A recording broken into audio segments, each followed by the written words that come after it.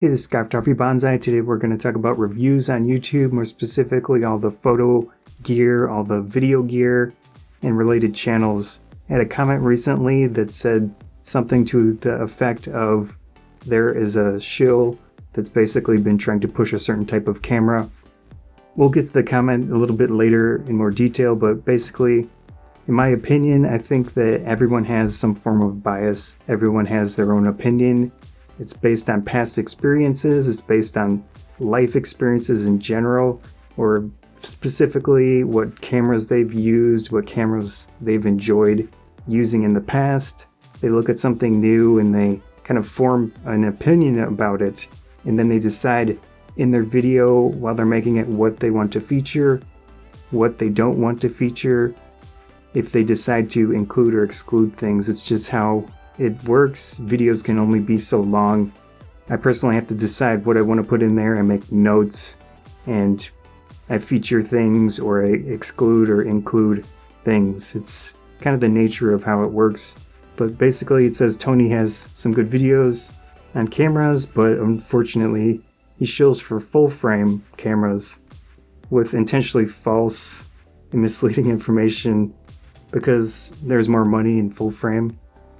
Now, there's a slight bit of truth to the full frame potentially having more money in it, but I do think the Northrups are one of the YouTubers that they have a lot of leverage based on their channel size, so I don't see them being any type of shill for anything because they have that leverage. They can decide what they want to review and still get a lot of traffic, a lot of views, because they have that large audience. But I watch their channel, I like their channel. You can see all of my channels that I am subscribed to in this Photography Bonsai channel. It's all public, so you can look at those and see which ones I watch based on, related to photography and videography. But I watch their channel, I like their stuff. Now, if he potentially reviews more full frame cameras, think of it from his perspective. They have a lot of resources. They have a lot of access to equipment. There's no big reason for them to not use and not feature more expensive cameras because they have that access to them. And basically, I personally don't have a lot of access to equipment. I've been working with my local camera shop. They let me try things out. There's nothing exchanged besides I personally decided to feature, I put a little graphic and say Cameracraft, this and that, because I'm thankful for them letting me use the equipment. But with the Northrups, they have a lot of access. They decide what they want to use. And the thing about more advanced cameras is that generally it gives you certain benefits based on efficiency of being used or features that are not included in lower cost cameras. The reason I personally have been doing a lot of APS-C stuff is because my resources are limited, and this is what I decided to get into. I did have the Nikon full frame cameras, but they are not good for video with autofocus, and I really wanted something with good autofocus. It's just simple, it's easy, it's more efficient. So I went with these M50 cameras. It's all based on what I can get access to and afford. So I really do appreciate more expensive equipment when I have access to it. And in the future, there's no promises of I'm always going to use cheaper stuff, but there are benefits to both sides of it. The lower cost stuff, you can handle it a little with less care and really use it, really get a lot of unique use out of it because there's less risk to the bottom line if you break it. But anyways, with the Northrups, they have that access, and I understand why he would use full frame cameras more and feature them and talk about them more because they do potentially get more traffic with the videos. My Cameracraft videos with the Z cameras, the Nikon Z cameras, have really high views for what they are. They're just simple hands-on videos, and then they have nice views, so I understand with the full frame stuff people are interested, and that's potentially one reason. I'm just speculating that he might feature more full frame equipment than the consumer level stuff or the APS-C stuff. From my personal experience, some issues with consumer level equipment is that they don't have the ergonomics of a more expensive, more advanced camera. This M50, for example, doesn't even have any type of memory save where I can save all the settings in the camera, so I can have a video group and then a photo group. It's kind of a pain to switch between doing a video and doing photo stuff with these M50 cameras, which if I eventually make a full video about this specific camera, I'm going to mention that because it's really irritating, and it's basically a consumer level camera issue because Canon decides we're not going to put this level of control into these cameras because they're cheaper. So I've personally never met a single YouTuber in the photo video space, especially the large ones. For example, all the ones that I watch, I've never met them. I don't know them personally. I like their videos, and I understand some of what they're going through with trying to make it a full, life based on you need income to survive, especially in the United States. Healthcare is a big problem, but there are things to consider when you're watching YouTube videos, things to look out for, to just think about when you're watching the video as you form your own opinions on the camera based on what you hear from them, their opinion. I'd say take it all in, look at different videos, look at multiple videos, but things to look out for is one, if the person mentions, this company sent me this thing to look at. Now, I think that's a good thing to do. They should definitely say that. I made a video personally about this specific photo editor that they sent me full code for their application. I looked at it. It's alright, but the video's up there if you want to see it. But basically, I mentioned in the video this company sent me this code, and that's just how it is. It's good to say that they did that.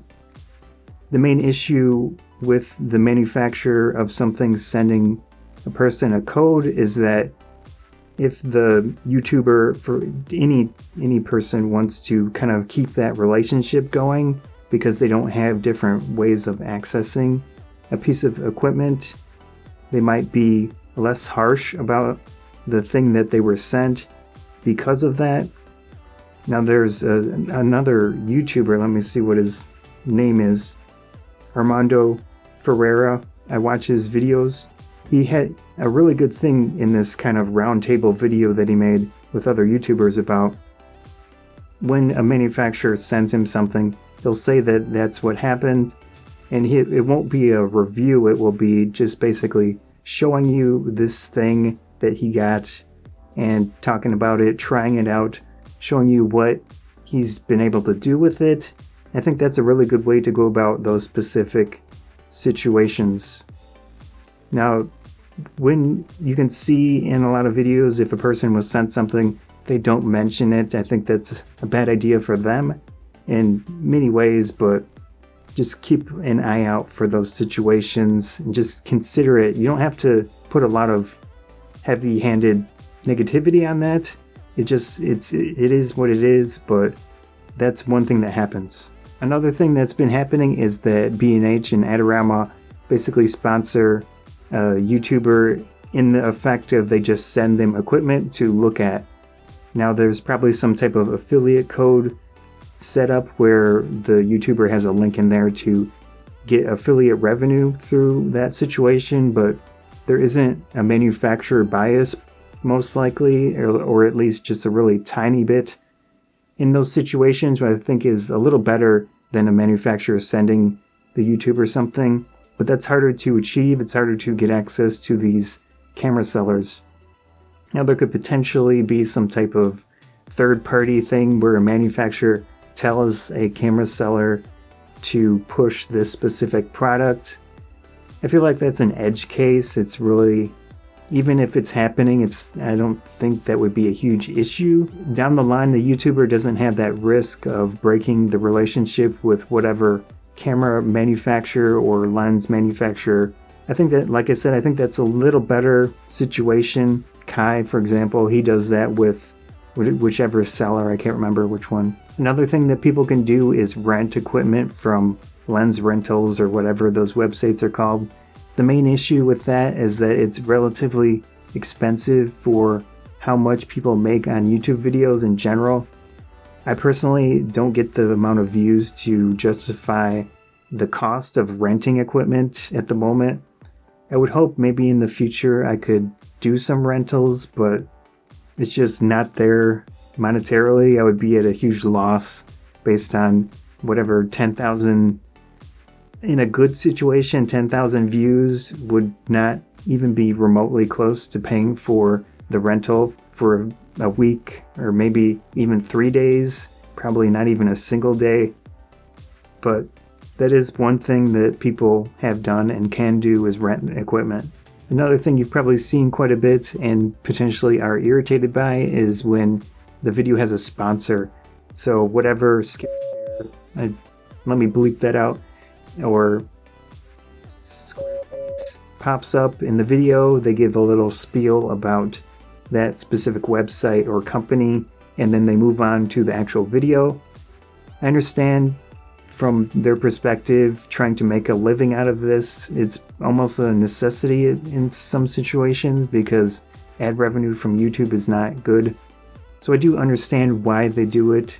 Now, that situation is not really bad for the video because it's unrelated to what they're talking about, so they can potentially do something on a piece of gear and then get the sponsor from a different thing altogether, and it makes sense. Potato Jet's been doing that a little bit, and then he does giveaways and stuff, which is good.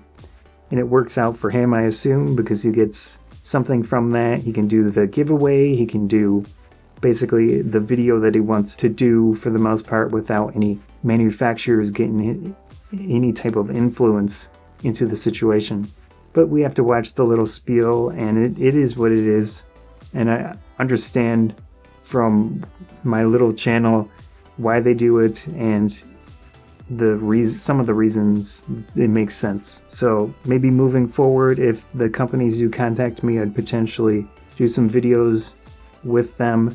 But I would definitely mention in the video, this company sent me this thing, I'm gonna look at it, and that's it. Another thing that I noticed with one channel, DSLR video shooter, he basically buys equipment, he uses it, he makes videos on it, like those guides that he makes, and then he eventually sells it. I think that's a good idea, especially at his channel size. He has a larger channel, a lot about video. Really good, you should check it out if you're interested in video at all. But that's a good idea for him to make it work without having any type of manufacturer influence. Now he does do a lot of light videos, which the manufacturer sends him a thing, but he always mentions, this company sent me this light. So that's also fine, as I mentioned previously in this video, about just making sure to tell the audience that you have been sent this from the manufacturer. The point is, I think a lot of us that have smaller channels want potentially to make this a full-time living, just make it viable, make it profitable in some ways. I would personally love that because it is very enjoyable. It's challenging. It pushes me creatively. It kind of scratches that creative itch. So there are a lot of benefits to trying to make it work and wanting to make it work. And I understand from the perspective of the viewer and the person making the videos. Anyways, the point is to be thinking for yourself when you watch a video and forming your own opinions based on what you see and decide, okay, this person seems to be upfront about it. Just take that, keep that in mind, or this person is not being completely upfront about something. Also keep that in mind. And forming your own opinions, watching multiple videos on a piece of equipment if you care about it, if it's something you potentially want to buy. Seeing different perspectives, getting opinions from different people, no one will be completely unbiased. It's just how humans are, and forming your own opinions. So anyways, hope you enjoyed this video. Scott from Photography Bonsai. If you did enjoy this video, please consider subscribing. Helps me out a lot. Likes and shares help out a lot as well. Thanks again.